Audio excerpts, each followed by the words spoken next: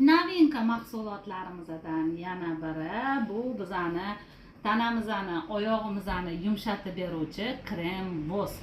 Oyog'imizda dag'al bo'lib qotib qolsa, tizza, tirsak bo'g'imlarimiz qattiq bo'lib qolsa, shuni ishlatsak yumshatib beradi, yengil qilib beradi.